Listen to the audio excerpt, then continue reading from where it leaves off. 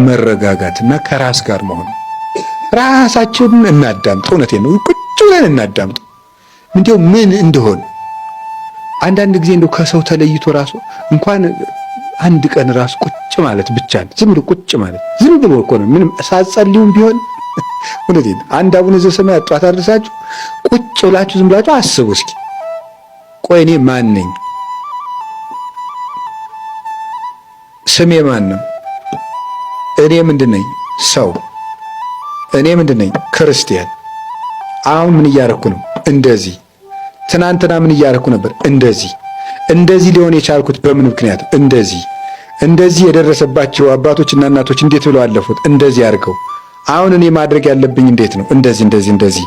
ይሄን ሳደርግ ለወደፊት የሚገጥመኝ እንቅፋት ምንድን ነው? እንደዚህ። ለዚያም መወስደው መፍትሄ ምንድን ነው? እንደዚህ ብሎ ማሰብ ይፈልጋል። አሁን እኮ ማሰብ የለም። የሚያስብ እኮ ሰው የለም። ይቅርታ ስለጠቀለልኩ፣ ግን ስለማናስብም ጭምር ነው። ሰይጣን ምንድን ነው የሚያደርገን ካላችሁ፣ እንዳናስብ ነው የሚያደርገን። ቁጭ ብለን እንድናስብ አያደርግም።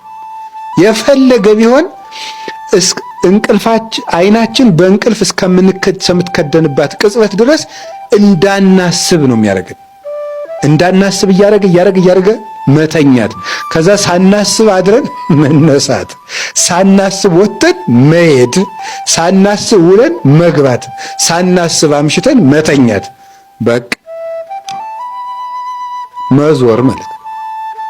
እንደዚህ እንዳይሆን እግዚአብሔር ጠርቶናል። የጠራን ለምንድን ነው ማለት? እኔ ለምንድን ነው የጠራኝ? ለጵጵስና ነው ለክህነት ነው እንዳትሉ ደግሞ። እኔ የጠራን ለምንድን ነው ካላችሁ፣ መንግስቱን ሊያወርሰን ነው የጠራን። የሹመት ዲቁና ጵጵስና ቅስና አይደለም፣ መንግስቱን ሊያወርሰን ጠርቶናል።